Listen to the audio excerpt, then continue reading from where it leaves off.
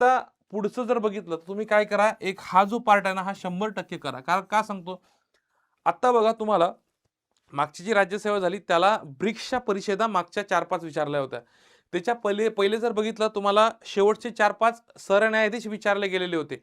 ठीक आहे. तर भविष्यात जर आयोगाने जर असा हा आता प्रिडिक्शन सांगतो मी माझ्याकडून, का भविष्यात असा प्रिडिक्शन तुम्हाला विचारलं जाऊ शकतं. प्रिडिक्शन क्वेश्चन ते विचारतील की मुंबई उच्च न्यायालयाचे मुख्य न्यायाधीश असं विचारतील. मुख्य न्यायाधीश आणि क्रमांक देतील 47, 48, 49 किंवा 46, 47, 48, 49 आणि जोड्या लावण्यासाठी प्रश्न देतील. त्यामुळे हे लक्षात पाहिजे.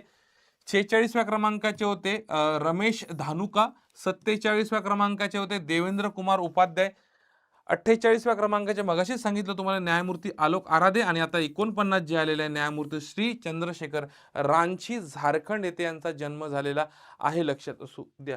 तुम्हाला अशा स्वरूपाचाही प्रश्न तुम्हाला विचारतील किंवा भारतातील पहिले मुख्य न्यायाधीश यांचं नाव सुद्धा स्टॅटिक मध्ये विचारलं जातील. समजा मल्टीलाइनर प्रश्न आला तर तुम्हाला एक विधान यांचं दिसेल, न्यायमूर्ती MC छागला. हे जर बघितलं तर पहिले भारतीय मुख्य न्यायाधीश होते. लक्षात असू द्या. तसंच पहिल्या महिला मुख्य न्यायाधीश कोण होत्या, तर सुजाता मनोहर. लक्षात असू द्या. पहिल्या महिला विचारलेला आहे मी, पहिल्या महिला मुख्य न्यायाधीश सुजाता मनोहर होत्या. एवढं स्टॅटिक मध्ये तुम्हाला लक्षात असणं गरजेचं आहे. पण त्यानंतर महत्वाचा पॉईंट